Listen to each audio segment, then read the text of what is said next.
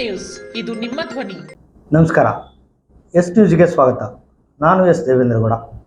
ಇಂದಿನ ಮುಖ್ಯಾಂಶಗಳು. ಸಾಹಿತ್ಯ ಅಭಿರುಚಿ ಬೆಳೆಸಿಕೊಳ್ಳಲು ಹಿರಿಯ ಸಾಹಿತಿ ಶಾಶ್ವತಯ್ಯ ಸ್ವಾಮಿ ಮುಕುಂದಿ ಮಠ್ ಕರೆ. ಅಗತ್ಯ ವಸ್ತುಗಳ ಬೆಲೆ ಏರಿಕೆ ಖಂಡಿಸಿ ಸಂವಿಧಾನ ಬಚಾವೋ ಅಭಿಯಾನದಡಿ ಸಮಾವೇಶ ಪ್ರತಿಭಟನೆ. ದೇವನ ಭಯದಿಂದ ಬದುಕಿದರೆ ಬದುಕು ಸಾರ್ಥಕ, ಮುಹಮ್ಮದ್ ಕುಯಿ. ಶ್ರಮಜೀವಿಗಳ ಪಕ್ಷಪಾತಿ ಮಾರ್ಕ್ಸ್ ಇಂದು ಜನ್ಮದಿನ. ಮಾರ್ಕ್ಸ್ನನ್ನು ಓದೋಣ, ಅರಿಯೋಣ. ಲಿಂಗರಾಜು ಮಳವಳ್ಳಿ. ಒಳ ಮೀಸಲಾತಿ ಸೌಲಭ್ಯಕ್ಕಾಗಿ ಪರಿಶಿಷ್ಟ ಜಾತಿಗಳ ಸಮೀಕ್ಷೆ ಇಂದಿನಿಂದ ಪ್ರಾರಂಭ. ವಾರ್ತೆಗಳ ವಿವರ. ಕನ್ನಡ ಸಾಹಿತ್ಯ ಪರಿಷತ್ತಿನ 111ನೇ ಸಂಸ್ಥಾಪನಾ ದಿನಾಚರಣೆ ಪ್ರಯುಕ್ತ ತಾಲೂಕಾ ಕನ್ನಡ ಸಾಹಿತ್ಯ ಪರಿಷತ್ನಿಂದ ಕನ್ನಡ ಸಾಹಿತ್ಯ ಪರಿಷತ್ತಿನ ನಡೆ ಹಳ್ಳಿಯ ಕಡೆ ಕನ್ನಡ ಸಾಹಿತ್ಯ ನಡೆದು ಬಂದ ದಾರಿ ಎನ್ನುವ ವಿಷಯದ ಅಡಿಯಲ್ಲಿ ನಗರದ Sunrise D pharmacy nursing paramedical ಕಾಲೇಜಿನಲ್ಲಿ ಕಾರ್ಯಕ್ರಮ ಹಮ್ಮಿಕೊಳ್ಳಲಾಗಿತ್ತು. ನಿವೃತ್ತ ಪ್ರಾಂಶುಪಾಲರು ಹಾಗೂ ಚಿಂತಕರಾದ ಪ್ರೊಫೆಸರ್ ಶಾಶ್ವತಯ್ಯ ಸ್ವಾಮಿ ಮುಕುಂದಿ ಮಠ್ ಅವರು ಕಾರ್ಯಕ್ರಮ ಉದ್ಘಾಟಿಸಿ ಕನ್ನಡ ಸಾಹಿತ್ಯ ಪರಿಷತ್ತು ನಡೆದು ಬಂದ ದಾರಿಯ ಕುರಿತು ಸುದೀರ್ಘವಾಗಿ ಮಾತನಾಡಿ, ಎಲ್ಲಾದರೂ ಇರು, ಹೇಗಾದರೂ ಇರು, ಎಂತಾದರೂ ಇರು, ಎಂದೆಂದಿಗೂ ನೀ ಕನ್ನಡಿಗನಾಗಿರು ಎಂದು ಹೇಳಿದ ಜ್ಞಾನಪೀಠ ಪ್ರಶಸ್ತಿ ಪುರಸ್ಕೃತರಾದ ಕುವೆಂಪು ಅವರ ಆಶಯದಂತೆ ಕನ್ನಡ ಉಳಿವಿಗಾಗಿ ಯುವಜನತೆ ಮುಂದಾಗಬೇಕು.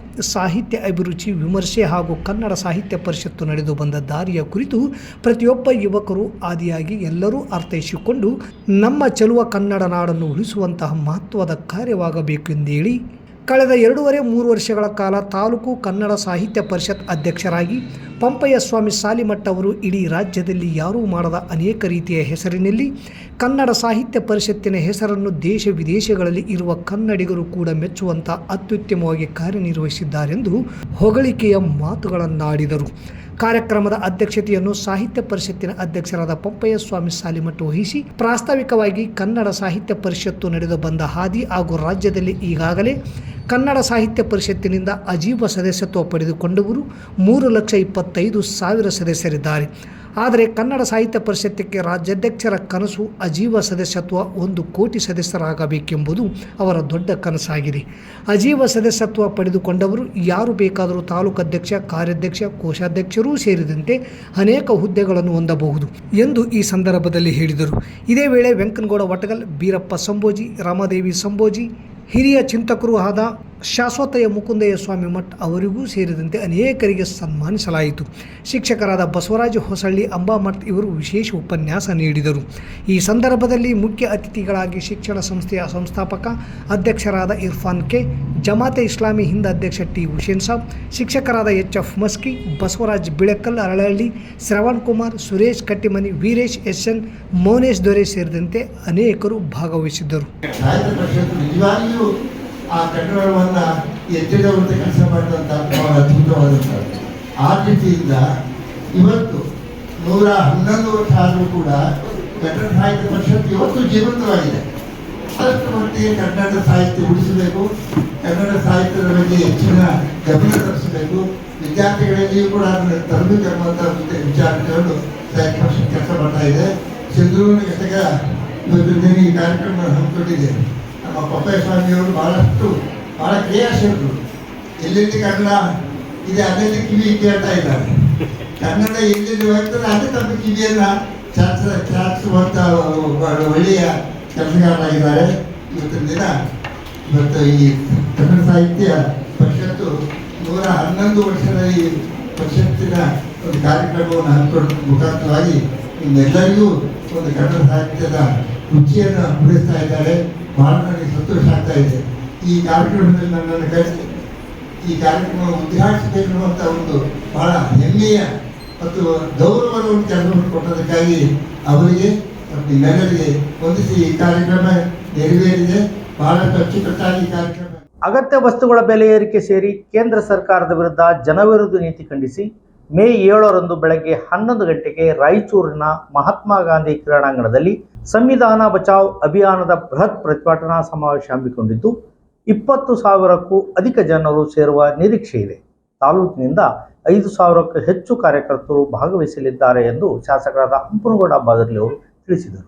ಪಟ್ಟಣದ ತಮ್ಮ ನಿವಾಸದಲ್ಲಿ ಪತ್ರಿಕಾಗೋಷ್ಠಿ ನಡೆಸಿ ಮಾತನಾಡಿದ ಅವರು, ಕೇಂದ್ರ ಸರ್ಕಾರವು ಅಡುಗೆ ಅನಿಲ ಪಟ್ಟಣದ ತಮ್ಮ ನಿವಾಸದಲ್ಲಿ ಪತ್ರಿಕಾಗೋಷ್ಠಿ ನಡೆಸಿ ಮಾತನಾಡಿದ ಅವರು, ಕೇಂದ್ರ ಸರ್ಕಾರವು ಅಡುಗೆ ಅನಿಲ, ಪೆಟ್ರೋಲ್, ಡೀಸೆಲ್, ಅಗತ್ಯ ವಸ್ತುಗಳ ದರ ಏರಿಕೆ ಮಾಡಿ ಜನರನ್ನು ಸಂಕಷ್ಟಕ್ಕೀಡು ಮಾಡುತ್ತಿದೆ. ಈ ಜನವಿರೋಧಿ ಆಡಳಿತದಿಂದ ದೇಶದಲ್ಲಿ ಅಶಾಂತಿ, ನೆಮ್ಮದಿ ಇಲ್ಲದಂತಾಗಿದೆ. ಜೊತೆಗೆ ಜನರು ಆರ್ಥಿಕ ಪರಿಸ್ಥಿತಿಯಂಗೆ ತತ್ತರಿಸಿ ಹೋಗಿದ್ದಾರೆ. ಈ ಹಿನ್ನೆಲೆಯಲ್ಲಿ ಕೇಂದ್ರ ಸರ್ಕಾರದ ವಿರುದ್ಧ ಸಮಾವೇಶ ನಡೆಯಲಿದೆ. ಎಐಸಿಸಿ ಅಧ್ಯಕ್ಷರಾದ ಮಲ್ಲಿಕಾರ್ಜುನ್ ಖರ್ಗೆಯವರು ಬೃಹತ್ ಪ್ರತಿಭಟನಾ ಸಮಾವೇಶ ಉದ್ಘಾಟಿಸಲಿದ್ದಾರೆ. ಎಐಸಿಸಿ ರಾಜ್ಯ ಪ್ರಧಾನ ಕಾರ್ಯದರ್ಶಿ ರಣದೀಪ್ ಸಿಂಗ್ ಸುರ್ಜೇವಾಲಾ, ಎಐಸಿಸಿ ಕಾರ್ಯದರ್ಶಿ ಗೋಪಿನಾಥ್ ಪಾಲನಿಯಪ್ಪನ್, ಮುಖ್ಯಮಂತ್ರಿ ಸಿದ್ದರಾಮಯ್ಯ, ಉಪಮುಖ್ಯಮಂತ್ರಿ ಡಿಕೆ ಶಿವಕುಮಾರ್, 6 ಜಿಲ್ಲೆಗಳ ಉಸ್ತುವಾರಿಗಳು ಸೇರಿದಂತೆ ರಾಜ್ಯದ ಎಲ್ಲ ಕಾಂಗ್ರೆಸ್ ನಾಯಕರು, ಸಚಿವರು, ಶಾಸಕರು, ಸಂಸದರು, ಕಾರ್ಯಕರ್ತರು ಪಾಲ್ಗೊಳ್ಳಲಿದ್ದಾರೆ ಎಂದು ತಿಳಿಸಿದರು. ಕಾಶ್ಮೀರ ಘಟನೆ ಕಾಂಗ್ರೆಸ್ ಪಕ್ಷ ಖಂಡಿಸುವ ಜೊತೆಗೆ ನಮ್ಮ ಪಕ್ಷ ಸಂಪೂರ್ಣ ಬೆಂಬಲ ಕೊಡುವುದರ ಜೊತೆಗೆ ಯಾವುದೇ ನಿರ್ಧಾರಕ್ಕೆ ಬೆಂಬಲವಿದೆ ಎಂದು ಎಐಸಿಸಿ ಅಧ್ಯಕ್ಷರಾದ ಮಲ್ಲಿಕಾರ್ಜುನ್ ಖರ್ಗೆ ಹಾಗೂ ವಿರೋಧ ಪಕ್ಷದ ನಾಯಕ ರಾಹುಲ್ ಗಾಂಧಿಯವರು ವ್ಯಕ್ತಪಡಿಸಿದ್ದಾರೆ.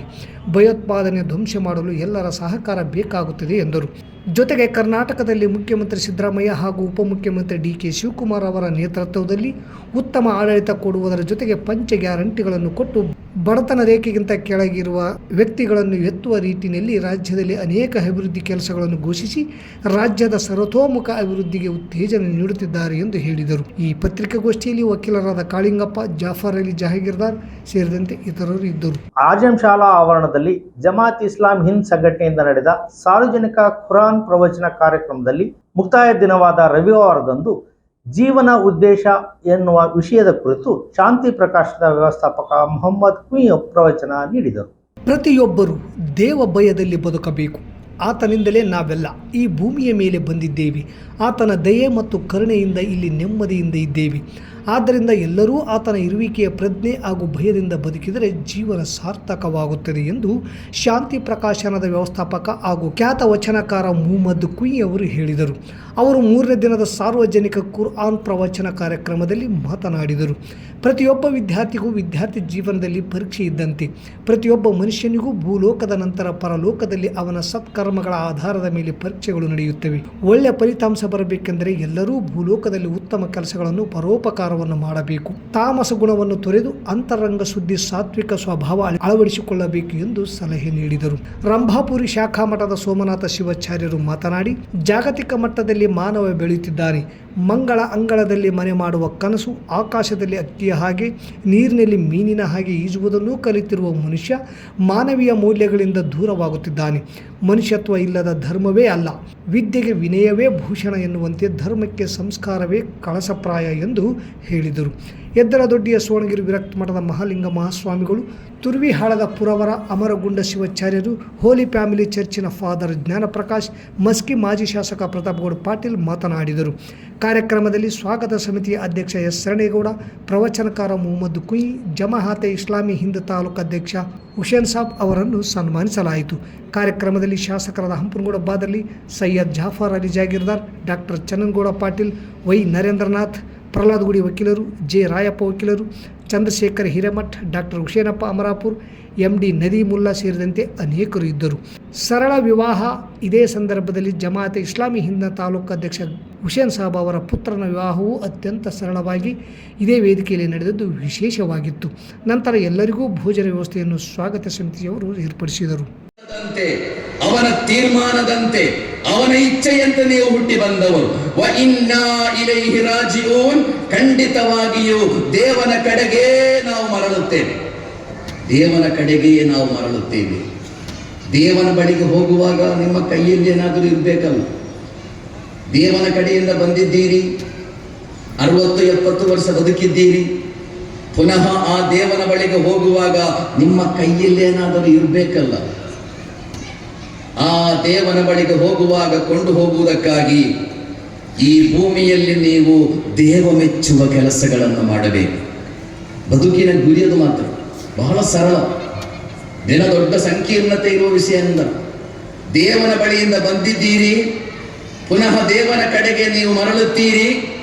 ದೇವನ ಬಳಿಗೆ ಹೋಗುವಾಗ ಬರಿಗೈಯಲ್ಲಿ ಹೋಗಬಾರದು. ಈ ಬದುಕಿನಲ್ಲಿ ದೇವ ಮೆಚ್ಚುವ ಕೆಲಸಗಳನ್ನು ಮಾಡಿಕೊಂಡು ಆ ಗಂಟು ಮೂಟೆಗಳೊಂದಿಗೆ ದೇವನ ಬಳಿಗೆ ನೀವು ಹೋಗಬೇಕು. ಅಷ್ಟು ಸರಳ ಬದುಕೆಷ್ಟು ಸುಲಭ ಸಹೋದರರೇ.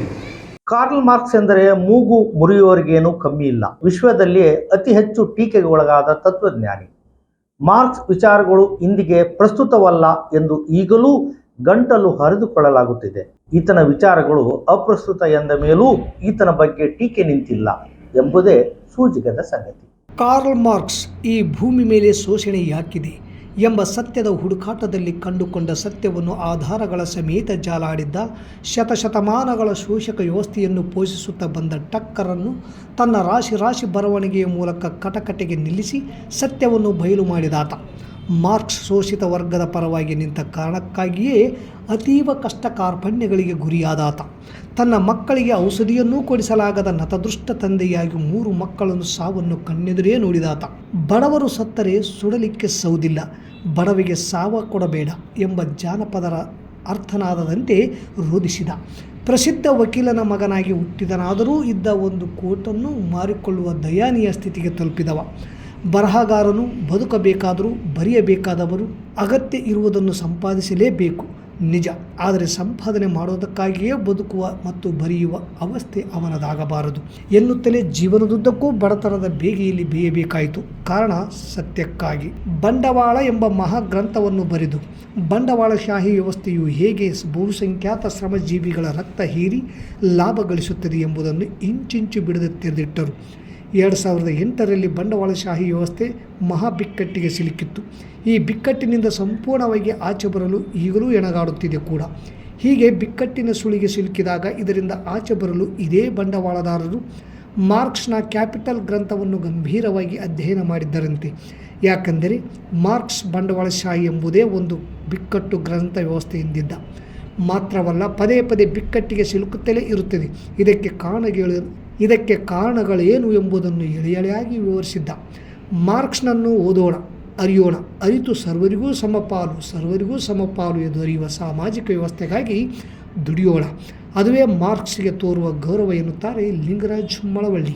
ಜಸ್ಟಿಸ್ ಎಚ್.ಎನ್. ನಾಗಮೋಹನ್ ದಾಸ್ ಏಕಸದಸ್ಯ ವಿಚಾರಣಾ ಆಯೋಗ ಇಂದಿನಿಂದ 17ನೇ ತಾರೀಕಿನವರೆಗೆ ಒಳ ಮೀಸಲಾತಿ ಸೌಲಭ್ಯಕ್ಕಾಗಿ ಪರಿಶಿಷ್ಟ ಜಾತಿಗಳ ಸಮೀಕ್ಷೆಗೆ ಸಮೀಕ್ಷೆದಾರರು ಮನೆ ಮನೆಗೆ ಬರಲಿದ್ದಾರೆ. ಸ್ಪಷ್ಟವಾಗಿ ತಮ್ಮ ಮೂಲ ಜಾತಿ ಮಾಹಿತಿ ನೀಡಿದಲ್ಲಿ ಇದರಿಂದ ಒಳ ಮೀಸಲಾತಿ ನೀಡಲು ಸುಲಭವಾಗಲಿದೆ ಎಂದು ಆಯೋಗ ಹೇಳಿದೆ. ರೀ ಕಮಲಾ, ನಿಮ್ ಮನೆಗೇನಾದ್ರೂ ಸಮೀಕ್ಷೆ ಬಂದಿದ್ರಾ? ಇಲ್ಲ, ನಿಮ್ಮನೆಗೆ ಬಂದಿದ್ರಾ? ಓ, ಬಂದಿದ್ರು. ಏನ್ ಕೇಳಿದ್ರು? ನೀವು ಪರಿಶಿಷ್ಟ ಜಾತಿಗೆ ಸೇರಿದವರ ಅಂತ ಕೇಳಿದ್ರು. ನೀವೇನ್ ಹೇಳಿದ್ರಿ? ನಾವು ಆದಿ ಕರ್ನಾಟಕ ಅಂತ ಹೇಳಿದೆ. ಅದಕ್ಕವರು ನಿಮ್ಮ ಮೂಲ ಜಾತಿ ಯಾವುದು ಅಂತ ಸ್ಪಷ್ಟವಾಗಿ ಹೇಳಿ ಅಂದ್ರು. ಯಾಕೆ? ಪರಿಶಿಷ್ಟ ಜಾತಿಯಲ್ಲಿ ಯಾವ ಜಾತಿ ಸಂಖ್ಯೆ ಎಷ್ಟಿದೆ ಅಂತ ಮಾಹಿತಿ ಬೇಕು ಅಂತಂದ್ರು. ಇದರಿಂದ ಒಳ ಮೀಸಲಾತಿ ನೀಡೋದಕ್ಕೆ ಸುಲಭ ಆಗುತ್ತೆ ಅಂತಂದ್ರು. ಅದು ನಿಜ. ಜಾತಿ ಬಗ್ಗೆ ಸರಿಯಾದ ಮಾಹಿತಿ ನೀಡೋದು ನಮ್ಮೆಲ್ಲರ ಕರ್ತವ್ಯ.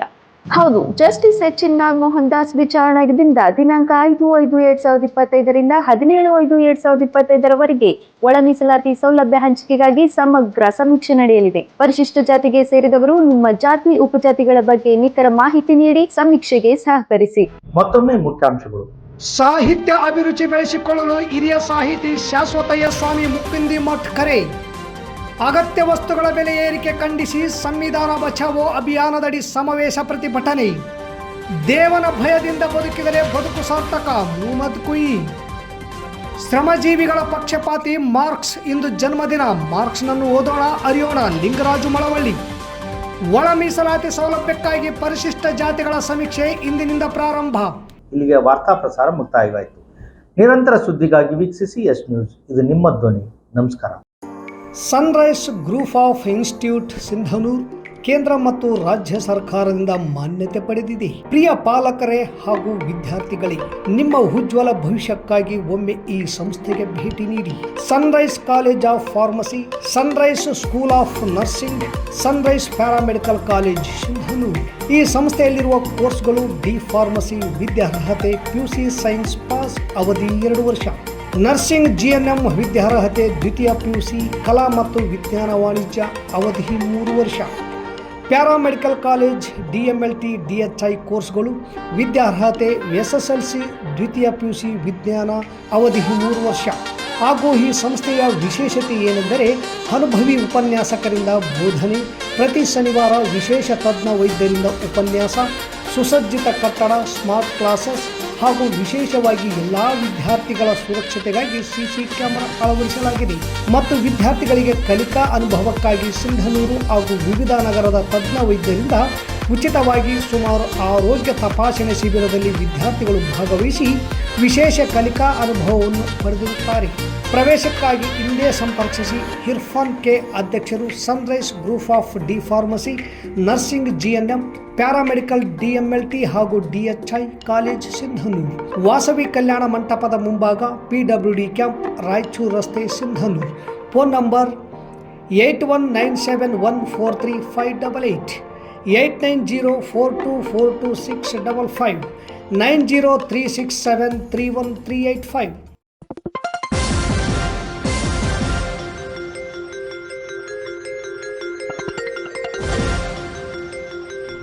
ಎಸ್ ನ್ಯೂಸ್, ಇದು ನಿಮ್ಮ ಧ್ವನಿ.